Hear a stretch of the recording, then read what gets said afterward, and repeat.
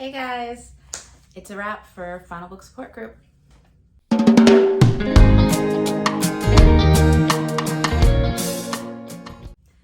Hey guys, if you are new here, welcome to my channel. I'm Nicole and this is The Book Path.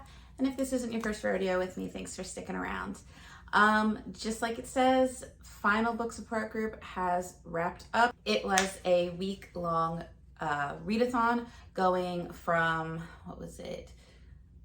Sunday, August 6th through Saturday the 12th, I believe. And anyway, I participated in a few readathons, tried to get my books in. I'm gonna go with like 1.5 books short and shy of finishing. But let's go ahead and get started as to what I did do. As you know, for Final Book Support Group, there was a list of prompts. You were able to double up on your prompts as often as you wanted. So I took advantage of that because I'm also doing Magical Readathon, Book Club Unlimited, and Tropical Readathon this month. So without further ado, what are some of the ones that I did? Well, for book prompt 2, which was to continue a series, I picked up The Grim Grinning Ghost, Disney's Haunted Mansion Grim Grinning Ghost by Amicus Arcane. I'm not going to get too much into this because I did do a little bit more of a review on my Haunted Mansion inspired reading video, which I will post down below. But I did end up giving this one 2 stars, and this fulfilled the prompt for the continue a series prompt. Next, I went ahead and did the prompt for prompt number 5, which is to read a book that's part of the longest series you know of. So for that, I read A Shade of Vampire by Bella Forrest. This is the first book in the series. It came out in, I believe, 2012, and if I'm not mistaken, it has like over like 70 books in this series. It's a long series. I think they have like, when I last checked, there was like 99, maybe more than in this series. So it is without a doubt the longest series that I know of outside of like the kid ones of like the Babysitter's Club or something, because like that series just goes on for another, whatever, and Goosebumps and all those like the kids ones. But for young adult to adult, this is the longest series I know of.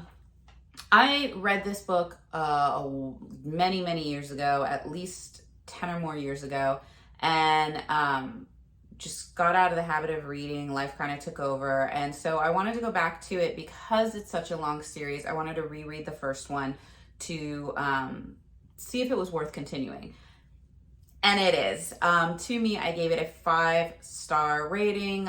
It didn't have a whole lot of spice because this is technically a YA book, but it does have a lot of possible triggers, so definitely check trigger warnings because there's things like abuse, kidnapping, forms of torture, danger abounds. So definitely check triggers on it if you can be triggered easily. But basically, what I really loved about this book is, one, it's a short read. It's only a few hundred pages, and it flies by because it's so action-packed. And when I mean action-packed, it's not like war zones are fighting all throughout. It's just it moves from one point to the next very quickly. And you have a main girl who, her mother ended up at a mental health institution, who she used to abuse the main character, and then the father kind of left and left her in the care of another family. So she's grown up with this other family. She's in love with the son of this family, but she's very obviously sheltered, very insecure. She has a lot of anxiety, very triggered by loud noises, crowds, things like that. And she's trying to work through it. So she's already, flawed as far as writing. She's not like this perfect heroine going right off the page. She is beautiful, but she doesn't think she's as beautiful as other people because she has a lot of insecurity issues because of her family and upbringing. So she is going to take a trip to Cancun with this family that she's grown up with. She is getting up the courage to confess her feelings to the boy that she's grown up with, that she really loves. And she when she goes to try to confess, his ex pops up out of nowhere in Cancun, because you know that happens. And he ends up going away with his ex for the weekend, and it's this girl's birthday, and they're supposed to be best friends. So when he comes back, he realizes, he messed up, and she just can't handle it. She's been so overwhelmed from everything that's been going on. She's hurting, and she just flees, and she runs down the beach. And when she realizes, she's got to go back at some point, she comes across a guy who is a vampire, and he kidnaps her. And now she is thrust into this island world of other kidnapped individuals that are being kind of ruled over by these vampires. And she is supposed to be made part of this harem for the prince of the vampires, who's been asleep for a few hundred years, who has his own flaws. And right away, when he wakes up and he sees her, he's just so taken with her, because under the circumstances that you're in, she's trying to show comfort and compassion and strength to the other girls that have been kidnapped. So he's just kind of awed by her, and this kind of starts to build, and he becomes very protective of her. She doesn't understand what's going on. And what I love is that there is a development to how they're feeling about each other. It's not one of those easy, I fell into the romance of being in love with my captor type of things. It takes time, and it isn't until the very end that she's starting to realize she has these feelings for him. But it doesn't stop her from doing anything like I would do in that situation, which is to try to find a way to escape. And she does. And she tries to find ways of protection, and she tries to take charge. And it's so good because, you have her, and she's been trying to overcome these psychological issues that she's been going through. And here she is in a world that many people would probably expect her to just shut down, and she doesn't. That's when she starts to fight. And so I just really, really liked her as a character. I liked the vampire prince as a character. And it kind of leaves off on a what the heck is going to go from now moment. So it was just a very enjoyable read. It was really good, and I liked the development. Like I said, the writing was good. And I felt like you got just enough of a snippet entry into this world and the relationships before they just dropped you off and they're like, okay, continue in book 2. So I will be continuing with the series. I just have to find a way to get my hands on it, because it is an older series. It's not always readily available everywhere, and I've been trying to even find the ebooks, and the ebooks have been kind of hard. So I'm just going to keep continuing that journey and see how we go. But like I said, that was the longest series prompt for Final Book Support Group. So then after that, I moved on to prompt number 7, which is your most anticipated prompt. This prompt, because I completed it, I also completed the book club choice for Book Club Unlimited, and that is A Trial of Sorcerers by Elise Kova. This is the first book in a series, in the Trial of Sorcerers series, and I ended up giving this one 4 stars. It was good. It's probably like a low to middle 4-star rating. It was very predictable as to who was the bad guy, how things were going to kind of play out, what was going to kind of happen.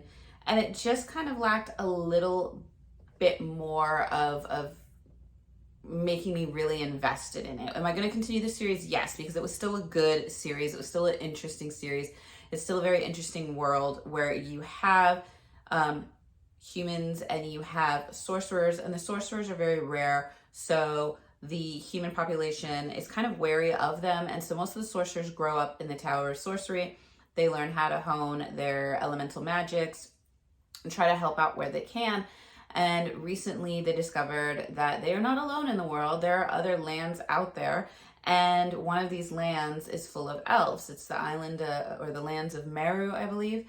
And so Ira, I think that's how you pronounce it, Ira or Era is the main character in this. And she's just fascinated with the land of the elves, and she wants to go there when she graduates and learn all about their culture, and she reads everything she can.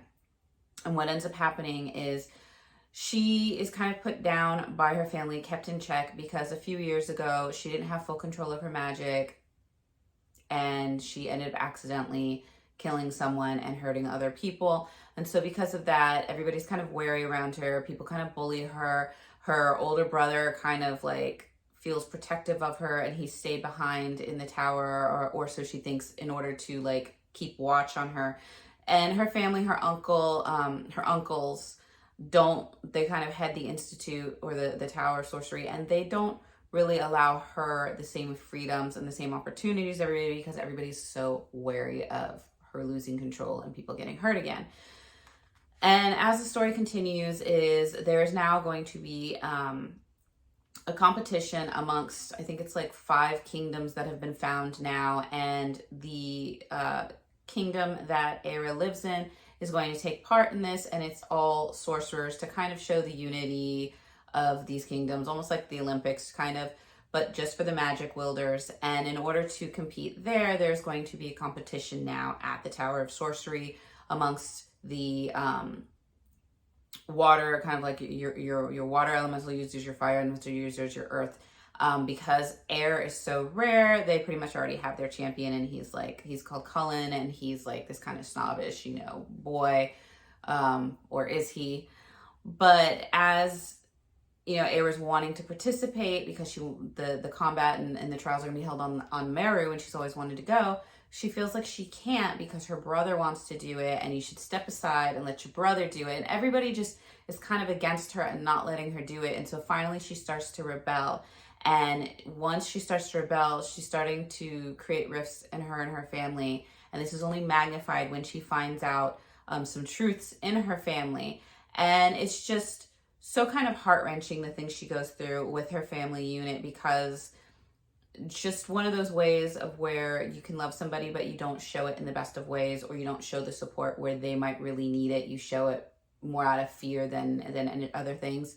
So there's a lot of that going on. She may or may not be part of a love triangle with Cullen, and I think his name's Pharaoh. He's like the minister from Meru, so he's elf. And just things aren't always what they seem to be, and the competition is going on, and you have to use, your powers to survive, and just kind of proving her worth is like the entry level into this. And it does leave off on a cliffhanger. Like I said, there was a little bit of predictability as far as how things were going to go, who people were, how people were going to react or respond to certain things. And so because of that, and because it just didn't have, I don't know, it felt like it was lacking a little something to bring it to the next level for me.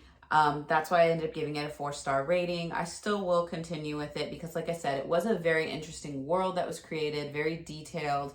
And I kind of like the fact that she's taking charge of her life. And now when they've left off, there's going to be a little bit maybe more espionage going on in the second one. So that sounds like it might be kind of cool. And now that you've kind of developed these relationships with other people, I'm curious to see how that's going to continue and where she's going to go from that.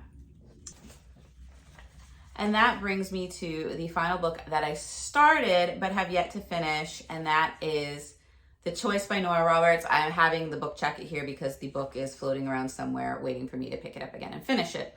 So with this book, this was actually going to fulfill quite a few prompts for Final Book Support Group. One of them being finish your final book, because this is book 3 in the Dragonheart Legacy. This is the final book in there. This is also a veteran sequel. I've been trying to get to this many times because I've had it for, I think, since like January. Ooh, excuse me. Because I've had this since like January or February, maybe even longer. So I really have been trying to get to this one. This also is fulfilling the prompt to borrow a book, which this book is so generously on loan to me from my mother-in-law. So once again, 3 prompts in one book, and I started it, have not finished it. I'm going to finish it because this will also fulfill some prompts for some of the other readathons. So it's a very heavy must-read book for this month. So no rating yet. That will probably be in another video, but I did go ahead and start that book. So with that being said, there was only one real prompt that I didn't get to, and that was to use the spinner wheel to pick. And if you watched my T.B.R. video, I ended up getting Queen of Myth and Monsters by Scarlett St. Clair. I did not get to this book, and I probably won't get to this book just because there are other books that I need to get to for other prompts, and this is the only prompt that required this book. So now that Final Book Support Group is done for the week, it'll probably go back on the shelf and wait till it gets called again, which I'm good with because I wasn't a huge fan of King of Battle and Blood. It was, I think I rated it like 3 stars. I wasn't a huge fan of it. So I'm giving it one more book, which is Queen of Myth and Monsters, to see if maybe it picks up or whatnot. So having to try to force myself to read it when I have so many other books that I need to get to, it's just not going to happen. I mean, if I finish all my other books, then maybe we'll go back to it. We'll see what happens, but it's not going to count for Final Book Support Group. So did I complete all prompts? No, I was really short. I'm going to say I'm short by 1 because I'm not going to read the Queen of Myth and Monsters, but I am making my way through the choice. So I will complete certain prompts. They're just going to be completed a little later in the game.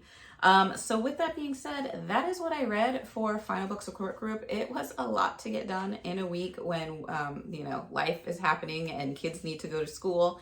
But I was happy with the progress that I made. So I look forward to when we do our next round of Final Book Support Group and see what will happen, because there are still a lot of series that I need to continue or finish. And I find myself this year, even though I wanted to finish a lot more series, I find myself starting more series. So ain't that just the way? But I hope you guys enjoyed this video. Let me know how you guys did for Final Book Support Group if you were participating in it. Let me know what series you may or may not be struggling with as well. And I look forward to seeing you guys in the next video. Bye.